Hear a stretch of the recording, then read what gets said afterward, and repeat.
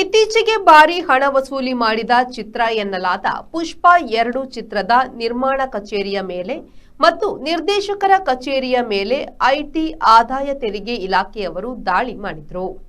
ಈ ಕ್ಷಿಪ್ರ ದಾಳಿಯಲ್ಲಿ ಹಲವಾರು ದಾಖಲೆ ಪತ್ರಗಳನ್ನು ಐಟಿಯವರು ವಶಪಡಿಸಿಕೊಂಡುದಾಗಿ ಹೇಳಲಾಗಿದೆ. ತೆಲಂಗಾಣದ ರಾಜಧಾನಿ ಹೈದರಾಬಾದಿನಲ್ಲಿ ಮಂಗಳವಾರ ಆರಂಭವಾದ ದಾಳಿಯು ಬುಧವಾರವೂ ಮುಂದುವರಿಯಿತು. ಬುಧವಾರ ಸೂರ್ಯ ಹುಟ್ಟುವುದಕ್ಕೆ ಮೊದಲೇ ಪುಷ್ಪ ನಿರ್ದೇಶಕ ಸುಕುಮಾರ್ ಅವರ ಕಚೇರಿ ಮತ್ತು ಮನೆಗೆ ಐಟಿ ಅಧಿಕಾರಿಗಳು ಏಕಕಾಲದಲ್ಲಿ ದಾಳಿ ಮಾಡಿದ್ರು. ದಾಳಿ ಮಾಡಿದಾಗ ವಿಮಾನ ನಿಲ್ದಾಣಕ್ಕೆ ಹೋಗಿದ್ದ ಸುಕುಮಾರ್ರನ್ನು ವಾಪಸ್ಸು ಕರೆತಂದು ದಾಳಿ ಮತ್ತು ಪ್ರಶ್ನೆಯನ್ನು ಐಟಿ ಅಧಿಕಾರಿಗಳು ನಡೆಸಿದ್ರು. ಇದಕ್ಕೆ ಮೊದಲು ಮಂಗಳವಾರ ಪುಷ್ಪ ತಯಾರಿಸಿದ ಮೈತ್ರಿ ಮೂವಿ ಮೇಕರ್ಸ್ ದಿಲ್ ರಾಜು ಅವರುಗಳ ಕಚೇರಿ ಮತ್ತು ಮನೆಗಳ ಮೇಲೆ ದಾಳಿ ನಡೆಸಲಾಗಿತ್ತು. 8 ಕಡೆ 55 ಮಂದಿ ಐಟಿಯವರು ತಂಡಗಳಾಗಿ ದಾಳಿ ನಡೆಸಿದರು.